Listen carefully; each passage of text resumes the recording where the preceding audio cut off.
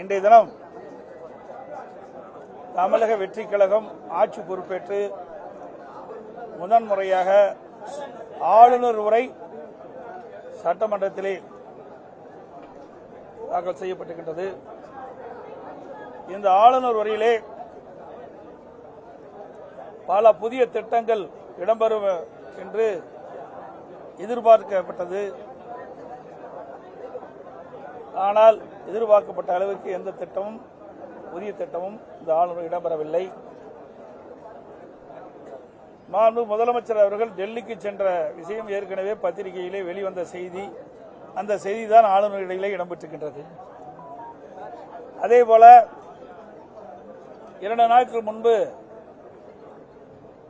மாண்பு நிதியமைச்சர் அவர்கள் ஒரு வெள்ளை அறிக்கை வெளியிட்டார். அந்த வெள்ளை அறிக்கையில் என்ன வெளியிட்டாரோ அந்த செய்திதான் இந்த ஆளுநர் இடையிலே இடம்பெற்றிருக்கின்றன. வழக்கம் போல இந்த ஆளுநர் உரையில் கனிம வளம் மற்றும் கலால்ல பெறப்படுகின்ற வருவாயை பற்றி அதை முறைப்படுத்தி அந்த செய்தியை வெளிப்படுத்தியிருக்கிறாங்க. அதோட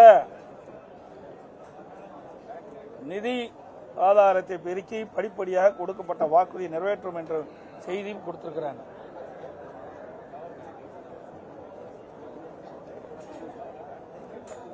இன்றைக்கு தமிழக வெற்றி கழகம் ஆட்சி பொறுப்பேற்ற பிறகு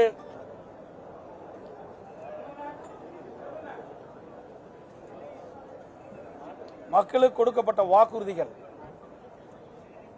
போதைப் பொருள் தடுக்கப்படும் என்றும் பெண்களுக்கு முழு பாதுகாப்பு அளிக்கப்படும் என்றும் சட்ட ஒழுங்கு காக்கப்படும் என்று மாண்பு முதலமைச்சர் அவர்கள் தெரிவித்தார்கள். ஆனால் தற்போது அன்றாட நிகழ்வு சம்பவங்கள் மிகுந்த அதிர்ச்சி அளிக்கின்றது. இதுவரை சட்ட ஒழுங்கு காப்பதற்கு போதுமான நடவடிக்கை எடுக்கப்படவில்லை.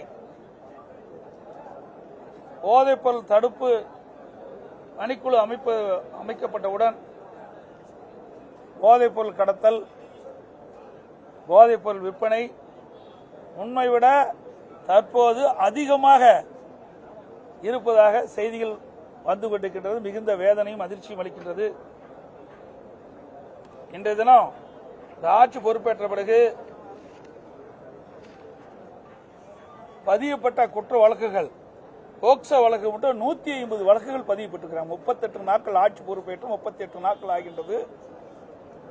இந்த 38 நாட்கள் டிவிக ஆட்சியில 150 பாலியல் வழக்குகள் பதியப்பட்டிருக்கின்றன. பெண்களுக்கு எதிரான பாலியல் குற்றங்கள் 126.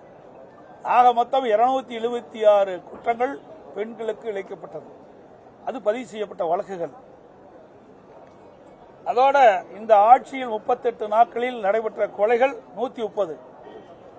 ஆக ஆட்சி பொறுப்பேற்ற 38 நாட்கள்ல சட்ட ஒழுங்கு எந்த அளவுக்கு பாதுகாக்கப்பட்ட என்பதை நாட்டு மக்கள் தெரிந்து கொள்ள வேண்டும்.